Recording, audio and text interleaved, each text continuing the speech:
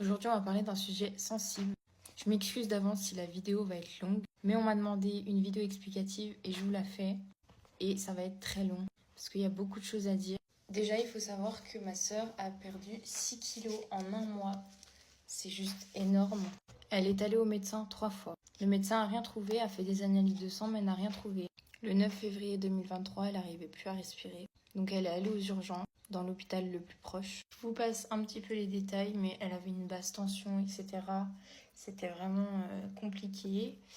Suite à ça, il la transfère dans un CH plus grand, parce qu'ils pensent que c'est une embolie pulmonaire et qu'ils n'ont pas le matériel pour, dans l'hôpital où elle est allée.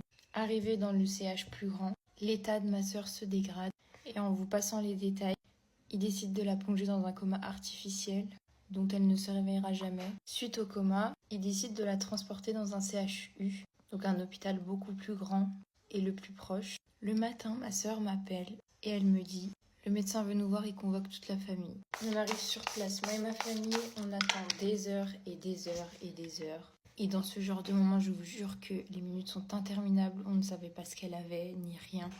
On a dû arriver là-bas vers 13 heures. On a vu un premier médecin à 15 heures qui nous a expliqué brièvement les choses. Et on a revu un médecin à 18 heures. Ils nous ont donc expliqué qu'elle avait fait une septicémie, que le cœur était attaqué, les poumons et les reins, qui lui avait posé du coup une ECMO, c'est une machine pour le cœur. Ils ne savaient pas quelle était la bactérie due au choc septique et ils ne savaient pas d'où elle venait. Et c'est l'hôpital d'avant qui avait fait les examens sanguins pour savoir qu'est-ce que c'était. Du coup, on va la voir. Et là, je reconnais pas ma sœur. Sa tête avait triplé de volume parce qu'il l'avait gonflée au sérum physiologique pour maintenir sa tension. Et elle avait des œdèmes en fait. Et donc la peau se teinte en violet très très foncé. Mais encore, ça allait le premier jour. Le lendemain, du coup, on y retourne.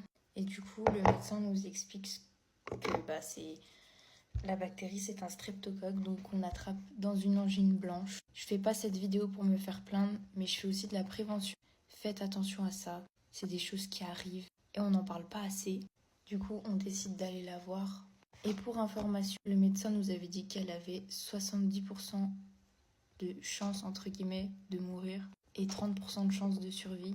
Et déjà que je reconnaissais pas ma sœur la veille, le lendemain c'était encore pire. Car cette fois-ci, le visage était aussi plein d'œdèmes, donc elle avait la peau toute violette foncée partout. Je vous passe un petit peu les détails, mais elle a réussi à sauver ses poumons et son cœur. Les reins, par contre, ne sont jamais repartis. Et entre-temps, du coup, elle a dégonflé, donc elle était super belle. Mais problème, c'est que quand elle a dégonflé, la peau a fait des cloques partout sur le corps, donc elle était considérée comme une grande brûlée sur 40% du corps. Et ça, par contre, c'est très rare. Dans tous les hôpitaux qu'elle a fait, ils n'ont jamais vu ça. Par la suite, elle a attrapé un staphylocoque à l'hôpital, mais ça n'a pas affecté son cas, je pense. Et il y a eu un autre problème, c'est que vu que le cœur fonctionnait mal, le sang circulait mal, et elle a eu des nécroses au niveau des extrémités pour commencer, donc pieds, mains. Donc le CHU où elle était ont décidé de la transférer dans un centre de grands brûlés, en réanimation de grands brûlés. Dans tout ce que je vous dis, elle ne s'est jamais réveillée. Elle a ouvert les yeux une fois, donc on est allé, mais c'est tout. Elle n'a jamais été extubée ni plus sédatée, quoi. Donc il la transporte, etc. Et on devait aller voir parce qu'il devait parler de tout ce qui était amputation au niveau, savoir qu'est-ce qu'ils allaient amputer, où, etc. Le centre de Grand Brûlé, il était à 5 heures de route à peu près de chez nous. On prend la route le matin, coup de téléphone. Le médecin qui nous dit « Votre fille passera pas la journée, il faut venir vite ». Donc on était déjà sur la route. Je vous passe un petit peu les détails parce que je sais que la vidéo est super longue et j'ai envie d'embêter personne avec ça. Et si je continue de rentrer dans les détails, je vais me mettre à pleurer et j'ai pas envie. Mais bref, quand ils nous ont appelés, qu'ils nous ont dit ça, du coup on est allé, vu qu'on devait y aller dans tous les cas. Et elle s'en est bien remise une semaine. Ça a duré une semaine, elle s'est vraiment bien remise, elle s'est vraiment bien battue. Les amputations se mettent à être prévues.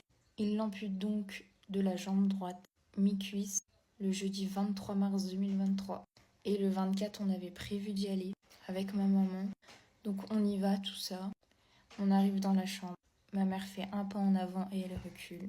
Il y avait le médecin juste à côté, elle l'a regardé. Elle lui a dit « Qu'est-ce qui se passe avec ma fille ?» En fait, suite à l'amputation, elle s'est vidée de son sang. Et le médecin nous a dit « Je pense qu'ils en ont trop fait au bloc hier. Je vais vraiment passer les détails sur la fin, mais elle s'est éteinte le samedi 25 mars à 15h09. Voilà en gros l'histoire.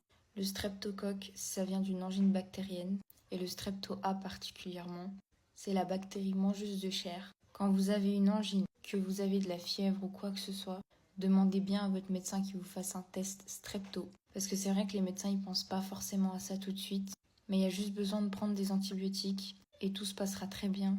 J'en ai eu un moi-même il n'y a pas si longtemps et je suis toujours en vie, j'ai juste pris les antibiotiques.